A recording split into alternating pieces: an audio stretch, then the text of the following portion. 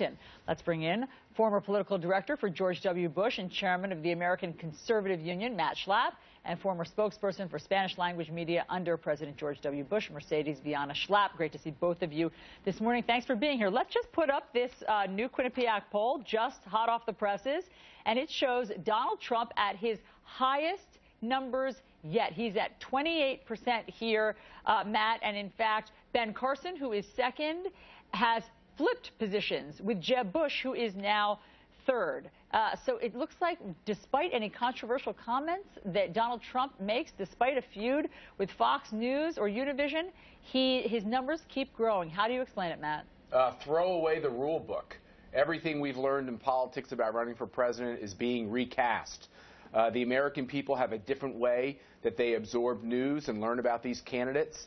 And the change in which we watch television and everything else, where things are unscripted and spontaneous, has come to the presidential race. And for Donald Trump, it is just like a perfect moment for him. Mercedes, this next poll is going to make you want to throw out the rule book again, because this is who would you never support. It asks Republicans, who would you never support as the GOP nominee? And they say, number one, Donald Trump.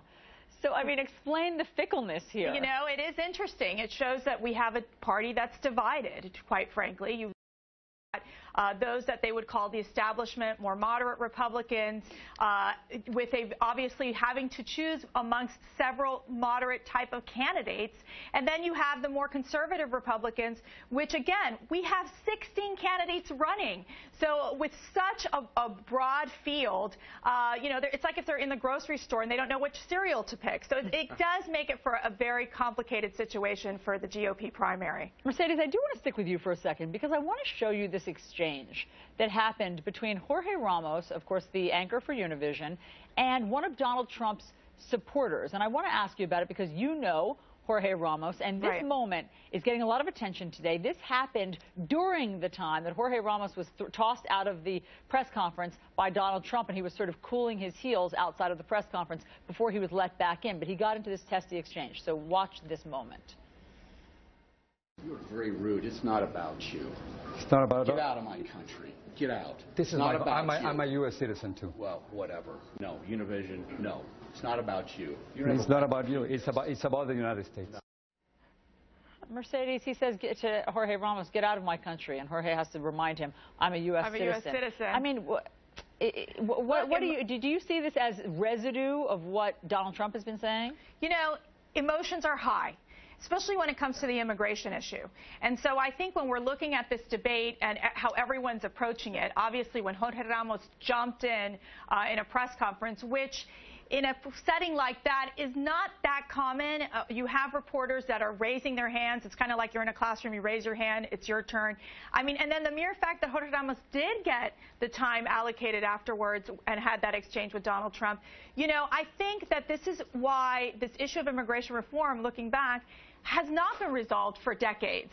And again, we're at this point in our country where something has to get done, and so you're finding that it's an emotional battle back and forth between those that are very concerned with illegal immigration in this country and those like Jorge Ramos who believe that they're a voice for those millions of Latinos who are undocumented in this country. Yes, and it has been a winning issue thus far, Matt, for Donald Trump. As you can see, his poll numbers keep going up. But again, when we get to the general election, doesn't he need to court Hispanic voters?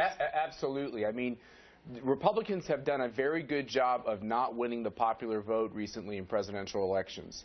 And we're going to have to expand our coalition and do better with non-white voters in order to achieve victory and achieve the White House. So there's no question we're going to have to reach out to them, but we have to do it consistent with our beliefs. And I think actually the Democrats are going to be a little bit on the defensive here, because there is a huge problem with the fact that President Obama has let loose so many criminals who are undocumented, who are here illegally. And we've got to really tackle that problem. Until we tackle that problem, until we tackle the problem of people overstaying visas and securing our border, we'll never get to the next step, which is really modernizing and revolutionizing how we handle immigration in America. I'm the grandson of immigrants. Obviously, I'm someone who's married to someone who's a first-generation American. This is something that's really important for our country. We have to get this right, but we have to get through these really difficult steps first. We will be talking about what the new poll numbers say about the Democratic field as well in one of our upcoming segments. But Matt Schlapp and Mercedes Schlapp, thanks so much for being here. Great to see you.